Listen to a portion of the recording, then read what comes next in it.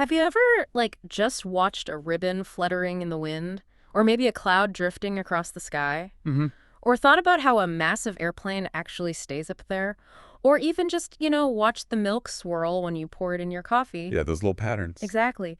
What if I told you all those things, from the super mundane to the really amazing, are governed by this hidden science, a set of invisible rules for how liquids and gases work? That's a great way to put it. Welcome to the deep dive. Today, we're really plunging into the world of fluid mechanics. Mm-hmm. That's the science of how fluids, whether they're just sitting there, rushing past, interact with, well, everything. Solids, other fluids. Yeah. And our mission here is to take our sources, mostly a foundational textbook chapter, and pull out the key stuff, the important nuggets, the surprising facts, those aha moments, to give you a shortcut to understanding this really fundamental field. And it truly is fundamental. It touches almost everything in your daily life, often in ways you might not even think about. Well, from the blood pulsing in your arteries to the systems in your car, your home's heating, even the weather you see outside your window. Fluid mechanics is sort of the silent force behind it all. Okay, so let's unpack this, because to really get fluid mechanics, we got to start right at the beginning. Mm-hmm. What is a fluid? I mean, we kind of remember solids, liquids, gases from school, right? Maybe plasma too at high temps. Sure, the basic states of matter. Yeah. But what's the actual, fundamental difference between, say, a solid rock and water or air? Okay, the crucial distinction, the real defining thing, it goes down to how it handles something called shear stress. Shear stress. Think of it like this. If you push on the side of a solid block, like rubber, trying to deform it sideways, it resists. It deforms maybe to a certain angle, a fixed shape, and then it stops and holds that shape. It pushes back. Right. But a fluid, under any shear stress, no matter how small, it just keeps deforming. It flows continuously. Continuously. Yeah, imagine pouring water. It doesn't just deform to an angle and stop like the rubber block. It keeps flowing, changing shape constantly. That continuous deformation is the absolute key. Okay, that makes sense. It just keeps moving under that sideways force. So if that defines a fluid, what's the difference then between liquids and gases? They both flow. Good question. In liquids, the molecules are, well, they're pretty close together. They've got relatively strong cohesive forces holding them near each other. Okay. They can slide around, which is why it flows, but those forces keep the volume pretty much constant. That's why a liquid takes the shape of the container, but also forms that clear, free surface if there's empty space above it, like water in a glass. Right, the top surface. Exactly. Gases, though, molecules are way far apart. Yeah. Very weak, cohesive forces. So they just spread out, expand to fill whatever container they're in completely. No free surface. Got it. Liquids stick together more, gases just go everywhere. Basically, yeah. But, when you talk about deforming over time, I think about those really old, thick glass window panes in cathedrals. They say they're thicker at the bottom. Ah, the classic example. Or even old asphalt roads that look like they've sagged over decades. Are they fluids, sort of? That's a fascinating point. Yeah. Things like asphalt, some plastics, even lead. They act like solids over short time spans. They resist. Right. But apply that same force over a really long time, years, centuries, and they will slowly deform, almost like a very, very thick fluid that creeps. So they're borderline cases. Exactly. Yeah. But for this deep dive, we're mainly focusing on the stuff we clearly recognize as fluids, liquids, and gases that flow readily. Okay. Now here's something you mentioned, the no-slip condition. This sounds really important, maybe a bit weird. It is. It's fundamental, and yeah, it feels counterintuitive at first. Okay. It means that a fluid right next to a solid surface, like in direct contact, it actually comes to a complete stop relative to that surface. Wait, it stops completely. Yep. It sticks without slipping. Imagine water flowing past a rock in a river. The water molecules right on the rock's surface are essentially stationary, stuck to the rock, even if the main current is rushing by. Wow. Okay, that is surprising. So it literally just sticks. What does that do? What are the consequences? Oh, huge consequences. That sticking is like the silent architect of so much. Aerodynamics wouldn't work without it. Really? Yeah. It's directly responsible for creating velocity gradients. Yeah. The speed changes as you move away from the surface. Because it's stopped at the surface and faster further out. Exactly. And that leads to the boundary layer. That's the thin region near the surface where viscosity, the fluid's internal stickiness, really matters. Okay, the boundary layer. And because it sticks, it creates drag. Surface drag or skin friction. Yeah. It's kind of like the no temperature jump rule in Heat transfer things in contact tend to match temperature. Here, they match velocity. Zero relative velocity. So stepping back, what does all this mean for, for you listening? In everyday life, where does this fluid stuff show up? Oh, it's absolutely everywhere. Wow. Seriously. Think about your own body. Yeah. Your heart pumps blood through arteries, veins. Fluid mechanics. Totally. Your lungs manage airflow. That's fluids. Medical devices. Artificial hearts, breathing machines, dialysis. All designed using fluid dynamics. Okay. In your home. The pipes for water, gas, sewage. The ducts for your heating and AC. Your fridge with refrigerant flowing in tubes. Even the faucet in your sink. Huh. Never thought about the faucet that way. It's all fluid mechanics. And it goes way beyond just our homes and bodies, right? Oh, absolutely. Think about cars. They're sleek shapes, designed to cut through the air, minimize drag. That's fluid analysis. Aerodynamics. Yep. Plus fuel systems, brakes, engine cooling, all fluids. Aircraft, obviously. Boats, submarines, rockets, jet engines, wind turbines. All moving through or using fluids. Critically dependent on understanding fluids. Biomedical devices, cooling tiny computer chips, massive pipelines for oil and gas. Yeah. Even how buildings and bridges span up to wind. That's a fluid mechanics problem, too. Wow. And don't forget nature. The rain cycle, weather patterns, ocean waves, how groundwater gets way up into tall trees, all governed by fluid mechanics. That's incredible. It really is everywhere. Okay, let's shift gears slightly. How did we even figure all this stuff out? Let's take a quick trip back in time. It seems like one of the first big engineering problems was just getting water to cities, right? Exactly. Managing water was huge for early civilizations. The Roman aqueducts are the famous example, some still standing. Amazing. But even earlier, and maybe more technically impressive for the time, was the city of Pergamon in modern Turkey. Hellenistic period, like 280 to 130 BC. Okay. They built pressurized pipelines using lead and clay, some up to 45 kilometers long. And get this, they operated at pressures over 1.7 megapascals. Whoa, that's serious pressure back then. Incredible practical understanding, centuries before the formal theory caught up. So when did the theories start to emerge? Thinking about the why. Well, the earliest big conceptual leap is usually credited to Archimedes, around 285 to 212 BC. Archimedes' buoyancy, right, the crown. Exactly. He didn't just observe, he formulated the buoyancy principle and applied it to test King Hiero's crown non-destructively. That shift from practical know-how to scientific principle was huge, a precursor to the scientific method. Okay, then if we jump forward, Middle Ages, we see things like piston pumps for mines, better water mills, windmills. Right, crucial developments. These inventions meant you could do serious work without just relying on muscle power, human or animal. Setting the stage. Absolutely. Laid essential groundwork for the Industrial Revolution later on, showing what harnessing natural forces could do. And then the Renaissance. That's when the scientific method really gets applied to fluids, right? Galileo, Pascal, pressure, vacuums. Exactly. Rigorous observation, experiments, math, it all came together. And then you get the giants. Sir Isaac Newton applied his laws of motion to fluids, inertia, resistance, viscosity. Of course, Snoopy. But the pair who really laid the modern analytical foundation were Daniel Bernoulli and Leonard Euler. Bernoulli and Euler, heard those names. They essentially defined the energy and momentum equations for fluids. Bernoulli's book from 1738, Hydrodynamica, is pretty much seen as the first real fluid mechanics textbook. Wow, 1738. That's early. So after those giants, what happened next? How did it develop? Well, then you had the rise of the French School of Engineering. People like Roche de Prony, they were key in actually integrating calculus and theory into engineering education. Set a global standard, really. Can be practical. Yes. Names like Cheesy, Navier, Coriolis, Darcy, they were all part of this, turning theory into tools for designing water systems, canals, and more. Okay. Then mid-19th century. Seems like things sped up. Poisson, Hagen, Reynolds. Definitely accelerated. Peraza studied flow in tiny tubes, capillaries. Hagen made the distinction between smooth, orderly flow laminar and chaotic flow turbulent. Laminar and turbulent still use those terms. Constantly. And Lord Osborne Reynolds built on that, developing the dimensionless Reynolds number, which is still fundamental for predicting flow type. Plus, George Stokes completed the Navier-Stokes equations. The big equations describing fluid motion. The cornerstone equations, yeah. Describe almost all fluid motion we encounter. And around then, we also saw things like model testing for ships and better turbines. Right. William Froude pioneered using physical models to test ship hull designs. Super important.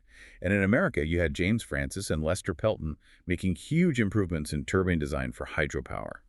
And Clemens Herschel invented the Venturi meter for measuring flow accurately. Okay, jumping to the 20th century, the airplane. Wright brothers, 1903. That had to be huge for fluid mechanics. Monumental. A brilliant mix of theory, observation, and hands-on experimentation. And then right after that, someone named Prandtl came along. Ludwig Prandtl, 1904. He completely revolutionized how we analyze fluid flow with his boundary layer theory. The boundary layer again. Yes, he proposed this brilliant simplification. You could divide the flow into that thin, sticky, viscous layer right near the surface. The boundary layer. And the outer region, where friction effects are basically negligible, in viscid flow. This made previously impossible problems solvable. His students, like the famous von Karman, built on this. Interestingly, Prandtl's students ended up contributing to fluid dynamics on both sides during World War II. Wow. So that brings us closer. Mid-20th century was a golden age for applying all this, and then computers took over. Pretty much. The theories were strong enough to fuel huge growth in aviation, chemical engineering, hydraulics, all sorts of industries. Yeah. Then, the digital computer arrived and transformed everything again. How so? Suddenly, engineers could tackle incredibly complex problems. Global climate models, optimizing the shape of turbine blades down to the millimeter, things that were just unthinkable with pen and paper. We moved into the age of simulation. So looking ahead, where does fluid mechanics go from here? Does this history give us clues? Well, predicting the future is always tricky, right? But if history is any guide, fluid mechanics will just keep finding new applications, helping solve big societal challenges, energy, environment, health, and just keep pushing the boundaries of what engineering and science can do. There's always more flow to understand. Okay, so we know what a fluid is, we've seen the history. Now let's get into how engineers actually classify different kinds of fluid flows. You said this helps tackle problems. Exactly. It's about simplifying reality in useful ways. One big classification is viscous versus inviscid flow regions. Viscous means sticky, right? Right. Viscosity is that internal friction. All real fluids have it, so technically all flows have viscous effects somewhere. Right. But often, in regions away from solid surfaces, those sticky forces are tiny compared to, say, inertia or pressure forces. So we can approximate those regions as inviscid frictionless. And that makes the math easier. Vastly easier. Yeah. Think about flow over a wing. Right near the surface, in that boundary layer, viscosity is dominant. But further out, treating it as inviscid often works really well, unless you focus on the bigger picture like lift. Makes sense. What about internal versus external flow? That sounds straightforward. It mostly is. Is the fluid completely enclosed by solid boundaries? Like water in a pipe or air in a duct? That's internal flow. Okay. Is it flowing over a surface in an unconfined way? Like air over a car or water around a submarine? That's external flow. And rivers. They're sort of half in, half out. Good point. Flows in channels that are only partly full, with a free surface open to the air. Like rivers or canals, we call that open channel flow. It's a special category. Got it. Next up, compressible versus incompressible. This has to do with density changing. Exactly. Incompressible flow is an approximation where we assume the fluid's density stays constant. Like liquids. Generally, yes. Liquids are very hard to compress. Their density barely changes, even under huge pressure. So treating liquid flow as incompressible is usually very accurate. And gases. They compress easily. Highly compressible. But here's the kicker. Even gas flows can often be treated as incompressible if the density changes are small. When would that happen? It generally happens at relatively low speeds. The rule of thumb is below about Mach 0.3. Mach 0.3. What's Mach? Mach number is just the ratio of the flow speed to the speed of sound in that fluid. So Mach 0.3 means 30% of the speed of sound. For air, that's roughly 100 meters per second, or about 225 miles per hour. So below that speed, even air acts sort of incompressible. Pretty much, yeah. The density changes are usually less than 5%, which is often negligible for analysis. Yeah. Above that, especially near Mach 1 sonic or higher, supersonic, hypersonic, compressibility effects become dominant, and you absolutely can't ignore them. Why does it matter so much? Why is compressibility such a big deal at high speeds? Because the fundamental physics changes. Air starts to pile up, you get shock waves, drag increases dramatically, heating becomes intense. Yeah. The whole nature of the flow transforms. Designing a supersonic jet is vastly different from designing a regular car, partly because of compressibility. Right. And you mentioned even tiny density changes in liquids can matter, like water hammer. Exactly. That loud banging noise you sometimes hear in pipes when a valve shuts quickly, that's water hammer. It's caused by pressure waves traveling through the water due to its slight compressibility. Even a tiny compression can create huge pressure spikes. Okay. Now, laminar versus turbulent flow, I've definitely heard these. Smooth versus chaotic. That's the gist. Laminar flow is smooth, orderly, layered. Think of slowly pouring honey or thick oil. Fluid particles move in nice parallel paths. Pretty. Yeah. Turbulent flow is the opposite. Chaotic, swirling, eddies, fluctuations. Think of a raging river, smoke billowing from a chimney, or just fast-flowing water from a tap. Much more common, usually. In engineering applications in nature, yes, turbulent flow is far more common. There's also a transitional regime in between, that Reynolds number we mentioned. It helps predict which type of flow you'll get, especially in pipes. It's a crucial distinction because turbulence drastically increases drag and heat transfer. Makes sense. How about natural versus forced flow? This is about what causes the flow.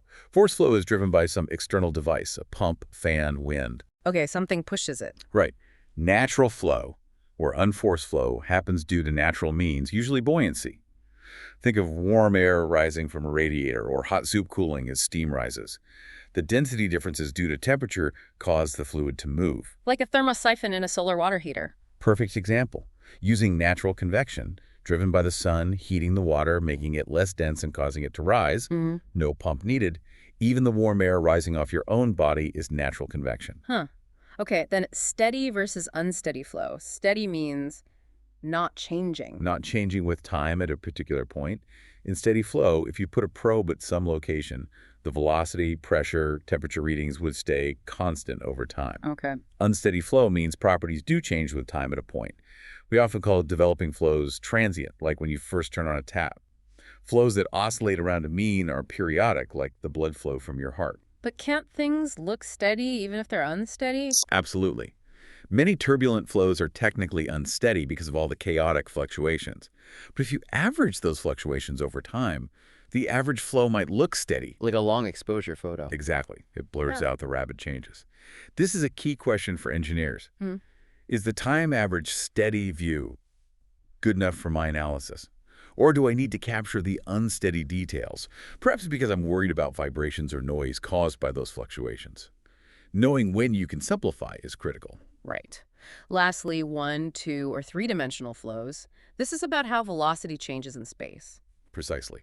It depends on how many spatial coordinates the velocity depends on. For example, flow way down a long, straight pipe might be one-dimensional 1D because the velocity profile doesn't change along a pipe length and is roughly the same across the radius in a simplified view, or just varies radially in a more precise 1D view. Flow entering a pipe is two-dimensional, 2D, because velocity changes with both radius and distance along the pipe. Flow over a sphere is fully three-dimensional, 3D. Simplifying to 1D or 2D when appropriate makes analysis much, much easier. Airflow over a long car antenna might be treated as 2D, ignoring changes along its length. Okay, these classifications really help break down complex flows, and you mentioned earlier, sometimes these principles lead to surprising connections, like between nuclear blasts and raindrops. That sounds wild. It really is a mind-bending connection, visually and physically. If you look at photos of the expanding fireball and shockwave from an early nuclear test, it looks remarkably similar to an inverted high-speed photo of a drop of dyed water falling into a pool of clear water. Inverted? How? Both form these beautiful, characteristic donut-shaped swirls called vortex rings. Think of perfect smoke rings. Okay, vortex rings. Mini tornadoes. Sort of, yeah. They are concentrated tubes of spinning fluid.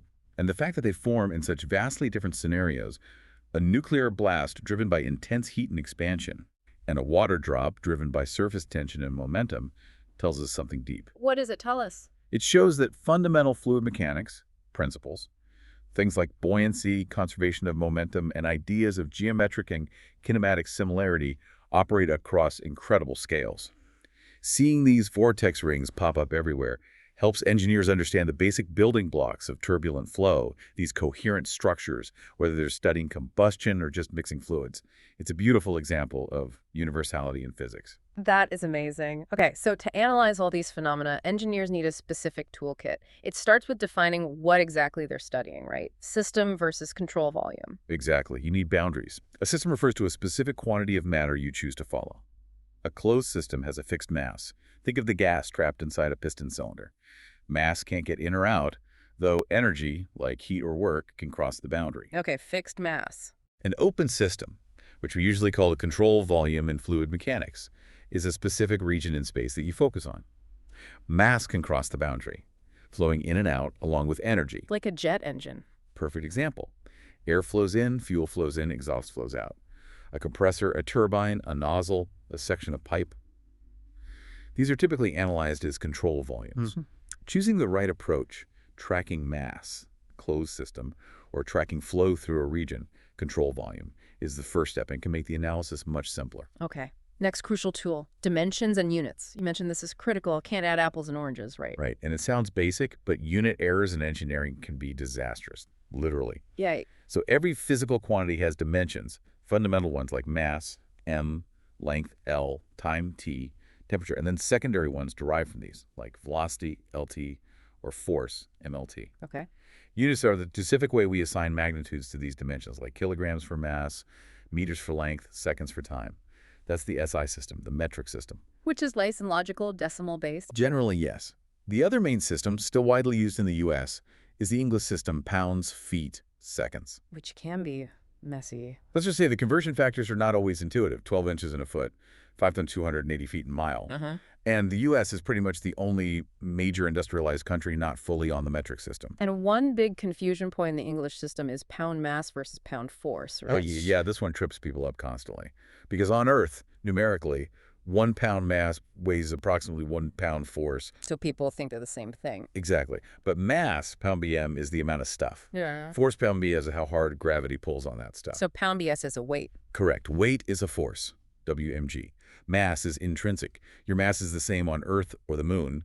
Your weight is much less on the moon because gravity G is weaker there. So 1 pound man weighs about 16 pounds on the moon. Thinking about it in SI helps. 1 Newton force is like the weight of a small apple. 1 pound is more like 4 medium apples. Different beasts. Okay, that helps. Keep mass and force separate. What about energy and power units? Joules, watts, B2, horsepower, and the kilowatt versus kilowatt hour confusion? Right. Energy is the capacity to do work. Power is the rate at which energy is used or transferred. Got it. Energy is the total amount. Power is how fast. Exactly. In SI, energy is in joules, J and K, which is a Newton meter. Power is in watts, W, which is joules per second, JJS. Think of a burning match. It releases about 1 kilojoule kJ of energy, which is roughly 1 British thermal unit, B2, in the English system. Okay. The common mistake is mixing power in energy units. You see things like a wind turbine produces 50 kilowatts per year. That's wrong. Kilowatts, kilowatts, kilojoules, power the rate at a moment in time. Kilowatt hours is energy power multiplied by time. So the turbine might have a rated power of 50 kilowatt hours, and its annual energy generation will be measured in kilowatt hours. Big difference for your electricity bill. Definitely. Which leads to this fundamental check. Yeah. Dimensional homogeneity. Every term in an equation has to match dimensions. Absolutely non-negotiable. Yeah. Every single term you add or subtract in an equation must have the same dimensions. You can't add a length to a time or a force to a velocity. Makes sense. If your equation accidentally asks you to do that, you know immediately there's a mistake somewhere. It's a powerful error-checking tool. And when you need to convert units, say from feet to meters, you use unity conversion ratios.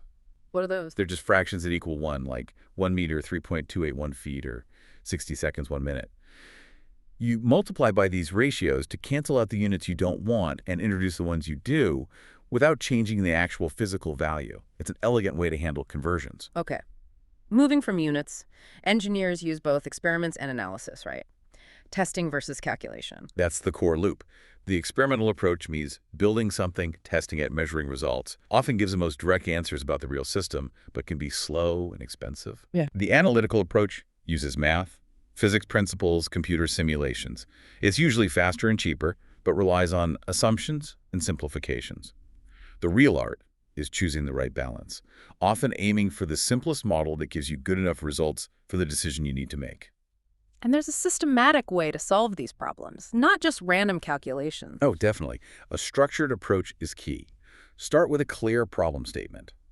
Draw a schematic diagram. List your assumptions explicitly. Identify the relevant physical laws, like conservation of mass or energy. Determine the fluid properties you need. Then do the calculations. And after the calculation? Critically important. Reason about the results. Do they make sense? Check for errors. Verify against known cases if possible.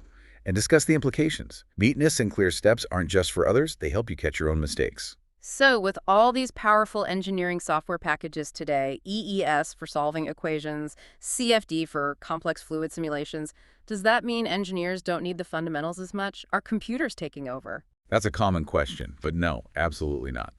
In fact, what's fascinating is that the need for good engineers is increasing, partly because of these tools. How so? Because the software packages are just that, tools. They're incredibly powerful, but they don't understand the physics.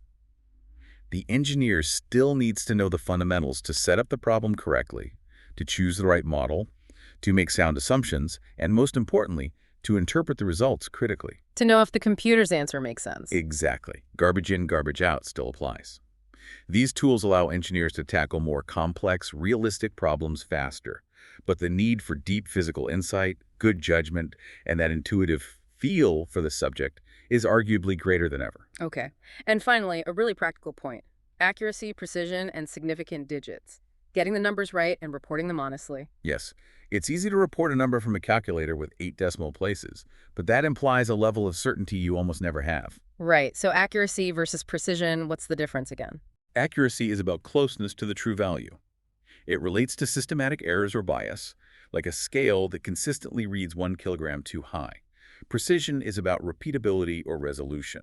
How finely can you measure, and how close are repeated measurements to each other? It relates to random errors. Can you give an analogy? Sure, the classic target analogy. High precision, low accuracy. All your shots cluster tightly together, but way off the bullseye. High accuracy, low precision. Your shots are scattered, but their average is right on the bullseye. Low precision, low accuracy. Scatter all over, and not centered. Got it. Precise, but wrong, or roughly right on average. Exactly. And significant digits relate to this. Your calculated result cannot be more precise than the least precise piece of information you started with. So if I measure volume to 3 sig figs and density to 3 sig figs, Your calculated mass should only be reported to 3 significant digits. Reporting the calculator's full output, like 3.16875 kilograms, is misleadingly precise. Just say 3.17 kilograms. When in doubt, the engineering standard is often to assume 3 significant digits unless you know otherwise. what an incredible deep dive. We've really covered a lot. The unique way fluids behave, how they show up everywhere, the brilliant minds who figured it out over centuries, how we classify flows, and the tools engineers use. Yeah, from the fundamental definition based on shear stress, all the way to CFD simulations and significant digits. And it really hits home that fluid mechanics isn't just some abstract science. It's in our bodies, our homes, our technology, and all through nature. Absolutely. And sometimes in those really surprising connections, like the vortex rings and nuclear blasts and water drops, showing those universal principles at play.